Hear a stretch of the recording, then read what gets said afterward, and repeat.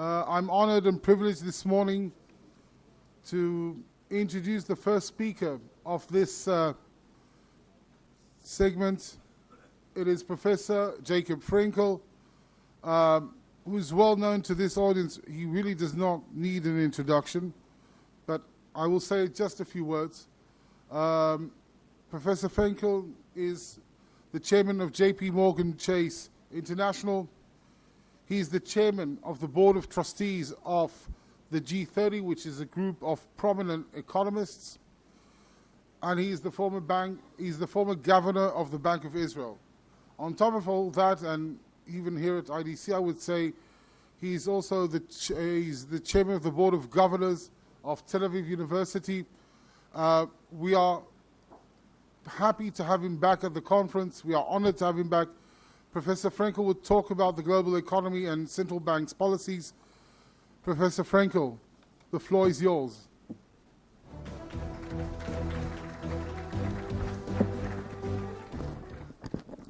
תודה רבה, בוקר טוב לכולם.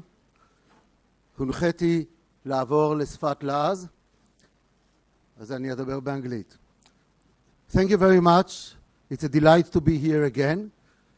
And I was instructed to tell you everything that I know about the global economy and central banking within 20 minutes. Well, that's a very heavy task, and it reminds me of a famous story about George Bernard Shaw. As you know, he was endowed with a sharp tongue, and once he introduced a colleague of his whom he did not really like very much, and he said, and here is Mr. X, who will tell us everything that he knows about the subject in 20 minutes. And Mr. X was amazed, saying, how can I squeeze it all in 20 minutes, everything that I know? And the answer was, well, if you find it difficult, speak slowly. So I will probably need to speak relatively fast, and the subject is the global economy. Normally, everyone talks today about monetary policy, about the Federal Reserve, about the ECB, monetary policy being the only game in town, but we need to put it in a little bit of a perspective. And the perspective is, where is the world going? So let me take you first, for a few minutes, to the room of the International Monetary Fund, where a month ago, central bank governors and ministers of finance from all over the world have received the update about where the world is. And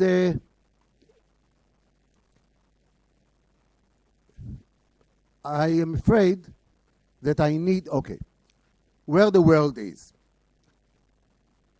The update had to do with several building blocks. The first one was, how is growth coming in the world economy? And they saw a picture about growth for the last 20 years or so. And what they saw is something that we are familiar with. That's global growth in the world. Every year, world output went up, around 5% or so before the crisis, about 3 or 3.5% after the crisis. And the crisis, as you can see, is 2009. Remember this year because it was a formative year in the international economic arena. But when you ask yourself, what's unique about this crisis? It is that it really emanated in the industrial countries. Most of the countries up to that point in time emanated from developing countries, whether it was the debt crisis, whether it was the collapse of the Soviet Union, etc. So therefore, when you look at the industrial countries, you can see the drama for real. Namely, 2009 is the only year in recorded history that output in the industrial countries shrunk by about 3.5%, a real drama. And this is the reason why each and every place, including the Bank of Israel, when Rafi Melnik was there, studied what are the lessons from that crisis. But what I'm going to do now is first open a panoramic view and tell you, first of all, this is the industrial countries, but the world is not monolithic. Namely, if you compare the world into the two parts, the industrial and developing countries, what you can see is that as a rule, developing countries have performed much better than the industrial countries, and the recovery was likewise. Today and last year, industrial countries grew more than twice as quickly as developing countries grew twice as quickly as the industrial countries. And indeed, as you look at the world, you can see two statements. Number one, within the global economy, there is a very strong correlation in the performance of the various countries in the world. And the reason is that the crisis was global, the world is interconnected, and if something happens in one place, it happens everywhere. And the link is, of course, international commerce and capital markets. But the second point is that the locomotive of the world has been for some time, including during the times of the crisis, the developing countries, in particular in Asia, China, and India. And you can see that their growth performance was significantly more. What's the takeaway from this?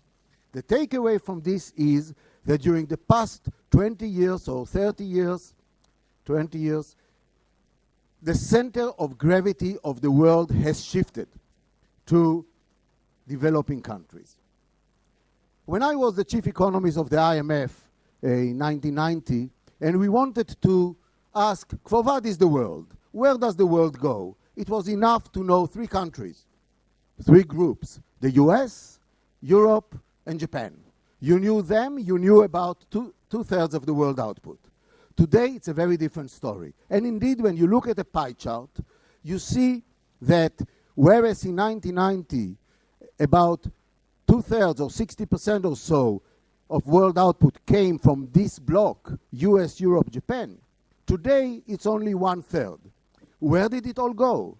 It went to developing countries. Which ones? Well, look at China. China produced meager 4% of world output in 1990, today 1/5. India produced 4%, today 7%, etc. And therefore, strategically speaking, for anyone, including the State of Israel, to ignore that phenomenon is at its own peril. But how is this interlinks with the rest of the world? For this we need to know what happens to trade. World trade has grown in each and every year since the dawn of statistics, except for 1 year. Remember 2009 when world output collapsed? 2009 is the year where world trade collapsed, more than 10% shrinkage. What it means is, and that's only to shelve away, if one is going to interfere with the growth of world trade, one needs to understand that one plays with fire. Now, what do we mean with world trade?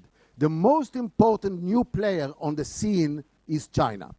So if you look at the world trade, and you remember, during the 90s and the first decade of this millennium, everyone worried about China. And the question was, is China a risk or opportunity? This is a theoretical question. The fact of the matter is that most of the debate took place between US, Europe on the one side and China on the other. And as you can see, there is here the flow of commerce, US, Europe, and China. But note one important point. The volume of trade between China and the rest of Asia is double the one between China and the US, Europe taken together. What it means is that, again, the action is elsewhere, but more importantly, and this is apropos the debates in the US and elsewhere, trade is a multilateral issue. A focus on a bilateral relation in a multilateral system is leading you to mistakes. And how did China develop in the trading system? If you look at China as the destination, in the year 2000, only 7% or so of US export went to China. Today, more than a quarter. In the year 2000, only 5% or so of European exports went to China. Today, more than 21%. So that's a fixture. And if one looks into the future, one asks what are the fixtures, namely megatrends rather than episodic developments, that's one of them. A move to developing countries, a move to trade and international relations, the growing role of China. But what does it mean? It means that as one looks at the flow of financial assets, one notices that throughout the period, from the year 2000 at least, since this is the graph, the US was running a deficit in its current account of the balance of payments. The rest of the world ran surpluses. Asia ran surpluses all along, and Europe has joined the surplus countries since the crisis. And what does it mean? It means that during each year, the US is spending more than what it gets. This is the deficit in the US balance of payments. And this means that the US is becoming a debtor each and every year, increasing the debt. What does it mean? It means that as you run surpluses, you accumulate foreign exchange reserves. You means, in this particular case, the surplus countries. And China today already holds more than $3 trillion worth of reserves, most of them in the past decade. Japan, the legacy of the previous years, and most of the reserves in the world are concentrated in these groups of countries. It is a fixture, a mega trend, because the surplus of the rest of the world vis-à-vis the US is something that is there to stay. Why is it the case? Because the rest of the world is saving. China is saving about 46 cents on each dollar. The US is saving 18 cents on each dollar. So don't be surprised that the saving country is accumulating assets vis-à-vis the rest of the world. So that's the background. And now we come to the crisis. There were many reasons for the crisis, and I'll jump forward and say the crisis started when, against the background of large leverage of everyone in the system, governments, institutions, households, large and growing debt, which is a sign of fragility, as well as very strained fiscal policy, large deficits. So when the crisis emanated, 2008, say, all countries decided to stimulate their economy, 2008. And you said, we have a fire. And if we have a fire, we don't need to worry about the long run. I'm worried about the short run. I need to extinguish the fire. And I will pour water over the fire, and I will not worry about the carpets because we have a fire. And that's what happened. Each and every country of the major countries has increased its fiscal spending significantly, above all customs in the past. But remember, it all started from countries that had excessive debt. So there is a limit there. That's when monetary policy came to the game. And interest rates all over the world has been reduced sharply. Within a very short period of time, you can see that all the major central banks in the world, UK, US, Canada, Japan, Europe, everyone lowered interest rate to levels that were very close to zero. Let me digress for a second to tell you a reflection.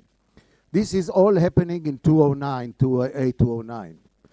If you asked central bank governors at the time, are you worried about lowering interest rates to close to zero?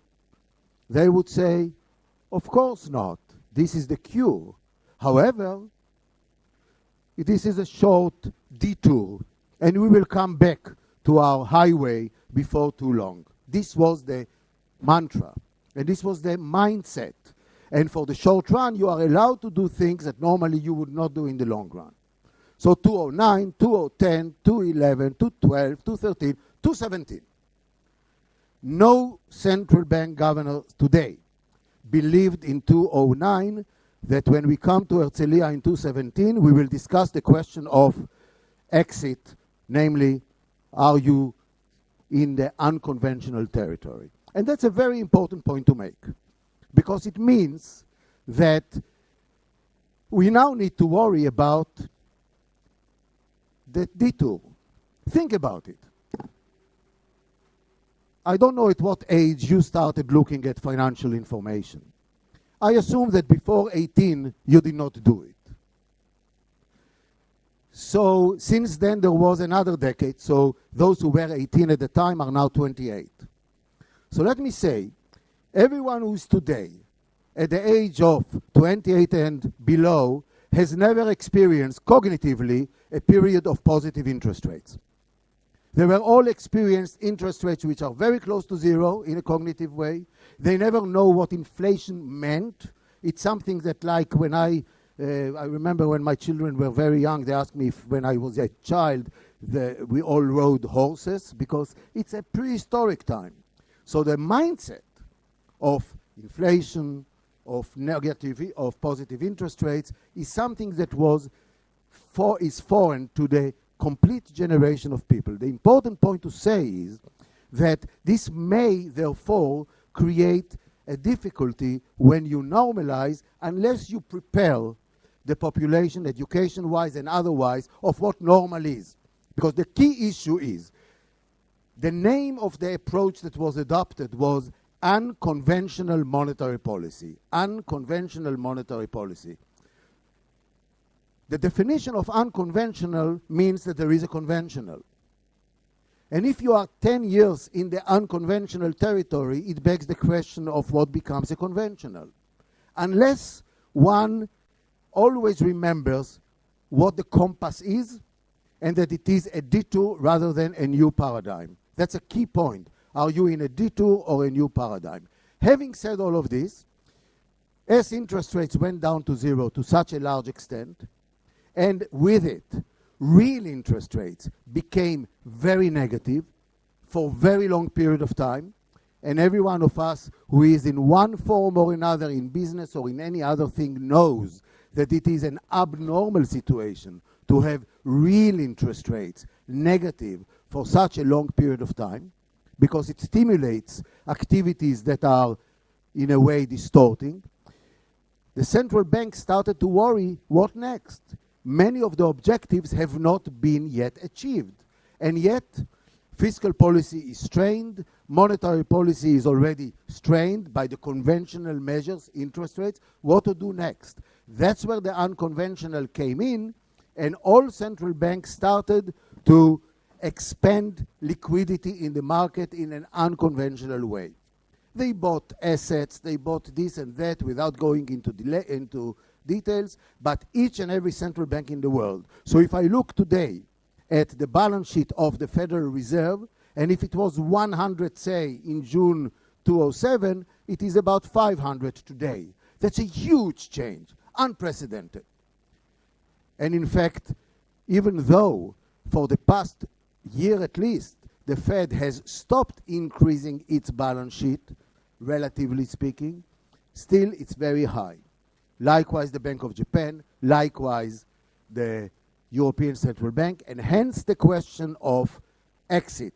Can we normalize? When should we normalize? What can we do about it? And how do we guide the market? So a new concept was developed by all central banks called guidance. And central banks are trying to guide the market, saying, don't look necessarily at what I do. I want you to know where I want to go. And occasionally I back it up with action. So in the United States, for example, each and every month, the Federal Reserve publishes the forecasts of each governor, what he believes interest rates will be at any point in the future. It is not a commitment, but it is an indication. But what we see is that as one moves over time, these forecasts or forecasts of the individual governors, which at the end of the day are voting, are changing very, very much. So this is also not very good. However, when we look at the statements of central banks, and I will not take you now in the details, I want you to look at one single number. Each central bank, when it explains what it does, there is one important number that is always popping. Look at the Federal Reserve. You see 2%. They say we aim at 2% inflation. As long as we are not there, we need to continue what we do. This was the truth. This was said in February 2017. This was said last week. Again, we are still not at the 2%. This was said by the Bank of England last month. We are still not at the 2% target. This was said by the European Central Bank. We are still not at the 2% target. This was said by the Bank of Japan. We are still not at the 2% target. So when you combine all of those, you see two facts. Number one, each central bank, knowingly or unknowingly, implicitly is aiming at 2% inflation. Second, implicitly it says, unless we get to the 2%, we will continue what we do. And it begs the question, are there other costs of not adhering to other issues? And indeed, many discussions came up by saying, if you are going to focus only at reaching 2% inflation, you may create vulnerability in the financial markets, which is the main concern, financial markets vulnerability. And indeed, we see recently disconnects between financial markets and the real economy. Stock markets are going up, real economy is still living. We need to see what's happening. And this is the main challenge. So therefore, there is a section later on which is the cost of delayed normalization. And I have here a long list of arguments of what are the costs of delayed normalization. You may create bubbles. You encourage investments in financial assets rather than in plant and equipment. You are eventually affecting financial stability, and you may also affect adversely productivity, something that Rafi was talking yesterday. So what are the conditions that need to be met, and who is already there? We look at unemployment. In 2010, the unemployment in the US and in Europe were both 10%. Today, unemployment in the US went to 4.3. In the US, it is stuck above 9%. Clearly, if the unemployment is one of the criteria, the US is now much closer to the objective of recovery than Europe is. Furthermore, the US is a very non-monolithic group because European is a non-monolithic group. You can see that unemployment in the very same Europe, while on average about 9.3%, in Germany it's 5%, in Greece and Spain it's close to 20%. So obviously you have a situation where Europe is not only not ready on the average, but also not ready on the component. And that's one of the issues that begs the question, do they belong to the same bed? But that's a separate topic. There is one important point to make, which is if we look at productivity, and Rafi spoke yesterday a lot about productivity, we see that productivity in the US on average has been much higher than in Europe. Question why? That's a separate topic. But productivity and innovation is the name of the game. We know one important thing, what is not the solution for productivity. It's not printing money, it's not monetary policy, it's education, it's removing distortions, it's allowing people to move from one sector to the other, it is changing the culture. I remember when I was in China, the president of Tsinghua University asked me, what's the secret? Why in Israel you have so much more innovations than with us? You have so many. And my answer, it was a tongue-in-cheek. I thought it was a little joke, but in retrospect, I believe it. I said, we have more innovations because we are less obedient. When here you give the instruction to do something, your employees will do it. In Israel, they will ask, why should I do it? Can't we find a better way? And he will not, the issue is, here if somebody fails, it is a death verdict. In a culture that encourages experimentation and failure, it's a setback, it's not a failure. And there is a saying, those who try may fail, those who do not try have failed. And that's part of the culture that is really the secret for the innovation. Let me go to my last minute by making some reflections. The thank you will come in a minute. We hear time and again recently about protectionism and about globalization and the evils of globalization, etc. I think words not only can kill, but words must be also meaningful. Everyone has different thing in mind when he says, I want to be a protectionist. Nobody will tell you, I am against the gains from trade. Of course not. So if you prod a little deeper, he will tell you, I'm against the negative consequences that some trade may inflict on some weak parts of the society. It's a legitimate remark. But if that's the case, then the question, how do I deal with it? I need to create a social safety net. I need to create trade adjustment assistance. I need to create something that has to do with the budget and with structural policies. It has nothing to do with trade policies. You don't interfere with trade. So the two theorems that I end up by saying is the main issues today in the world and in our economy here has nothing to do with monetary policy, has nothing to do with trade policy. We need to keep open markets. Globalization is a mindset. It's a concept of openness. It's a concept of openness to ideas.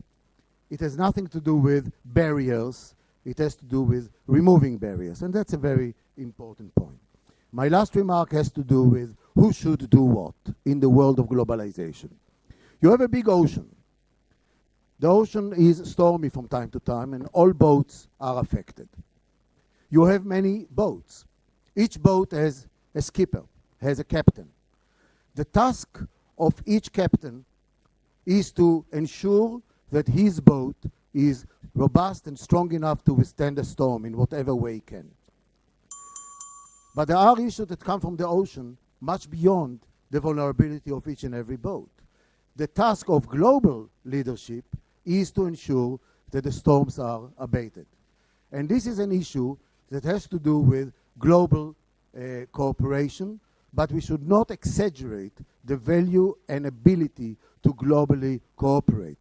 We should really focus only on areas that are intrinsically involving externalities, involving involving challenges that do not recognize borders. Where does it belong? Look at health, look at climate, look at trade. Those are cross-borders activities.